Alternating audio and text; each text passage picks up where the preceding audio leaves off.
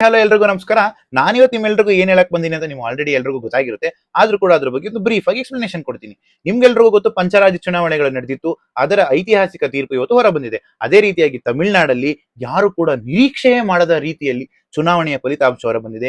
ಯಾವುದೇ ರೀತಿಯಾದಂತಹ exit poles ಗಳು ಕೂಡ ಇದನ್ನ ನುಡಿದಿರಲಿಲ್ಲ. ಒಂದೇ ಒಂದು ಎಕ್ಸಿಟ್ ಪೋಲ್ ಅಲ್ಲಿ ಮಾತ್ರ ಹೇಳಿದ್ರು ಟಿವಿಕೆ ಪಕ್ಷದವರು ಮಾತ್ರ ಅಧಿಕಾರಕ್ಕೆ ಬರ್ತಾರೆ ಅಂತ.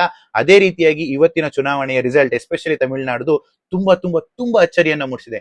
ಯಾಕಪ್ಪ ಅಂತ ಅಂದ್ರೆ ಟಿವಿಕೆ ಪಕ್ಷ ಅಂದ್ರೆ ವಿಜಯ್ ಅವರ ನೇತೃತ್ವದ ಟಿವಿಕೆ ಪಕ್ಷ ಇವತ್ತು ಅತಿ ದೊಡ್ಡ ಪಾರ್ಟಿಯಾಗಿ ಹೊರಹೊಮ್ಮಿದೆ ತಮಿಳುನಾಡಲ್ಲಿ. ಪಕ್ಷ ಸ್ಥಾಪನೆ ಆದ ಒಂದೇ ವರ್ಷದಲ್ಲಿ ಈ ರೀತಿಯಾದಂತಹ ವೋಟ್ ಶೇರ್ ಅನ್ನ ತಗೊಂಡು ಅತಿ ಹೆಚ್ಚು ಸ್ಥಾನಗಳನ್ನ ಗಳಿಸುವುದು ಸಾಮಾನ್ಯವಾದಂತಹ ವಿಚಾರ ಅಲ್ಲ.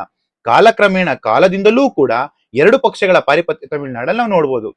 ಯಾವ್ದಪ್ಪ ಅದು ಅಂತ ಅಂದ್ರೆ ಒಂದು ಡಿಎಂಕೆ ಮತ್ತು ಎಐಡಿಎಂಕೆ, ಎರಡು ಪಕ್ಷಗಳನ್ನ ಮಣಿಸಿ ಇವತ್ತು ಟಿವಿಕೆ ಪಕ್ಷ ಅತಿ ದೊಡ್ಡ ಪಕ್ಷವಾಗಿ ಹೊರಹೊಮ್ಮಿದೆ.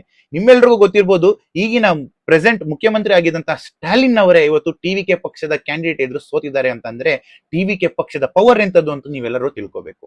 ಇದೇ ಮೊದಲನೇ ಬಾರಿ ಏನಲ್ಲ ತಮಿಳ್ನಾಡಲ್ಲಿ ಫಿಲಂ ಸ್ಟಾರ್ಗೆ ಮಣೆ ಹಾಕಿರೋದು. ಹಿಂದೆ ಕೂಡ MGR ಆಗಿರ್ಬೋದು, ಇವರೆಲ್ರಿಗೂ ಕೂಡ ತಮಿಳ್ನಾಡಿನಲ್ಲಿ ಉಜ್ವಲವಾದಂತಹ ರಾಜಕೀಯ ಭವಿಷ್ಯವನ್ನ ತೋರಿಸಿದಂತವರು ನಮ್ಮ ತಮಿಳ್ನಾಡಿನ ಜನತೆಯವರು. ಟಿವಿಕೆ ಏನೋ ಅಧಿಕಾರಕ್ಕೆ ಬಂತು.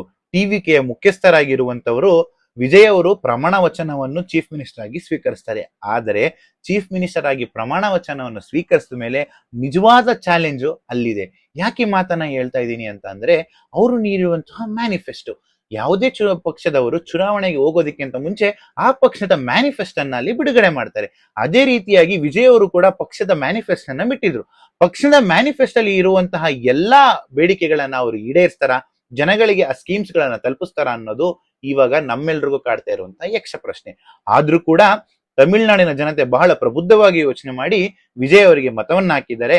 ಆ ವಿಶ್ವಾಸವನ್ನ ವಿಜಯ್ ಅವರು ಉಳಿಸ್ಕೋತಾರೆ ಅಂತ ನಾವೆಲ್ಲರೂ ಕೂಡ ಭಾವಿಸ್ತಾ ಇದೀವಿ. ತಮಿಳುನಾಡಿನ ಜನತೆಯ ವಿಶ್ವಾಸವನ್ನ ಗಳಿಸಿ ಅಧಿಕಾರಕ್ಕೆ ಬಂದಿರುವಂತಹ ತಲಪತಿ ವಿಜಯ್ ನಮ್ಮ ಕಡೆಯಿಂದನೂ ಶುಭ ಹಾರೈಕೆಯನ್ನ ಮಾಡ್ತೇವೆ.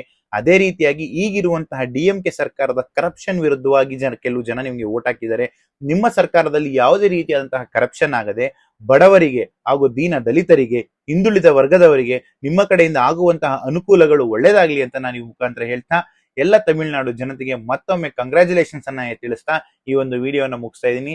ಎಲ್ರಿಗೂ ಒಳ್ಳೇದಾಗ್ಲಿ. ಜೈ ಹಿಂದ್, ಜೈ ಆಂಜನೇಯ.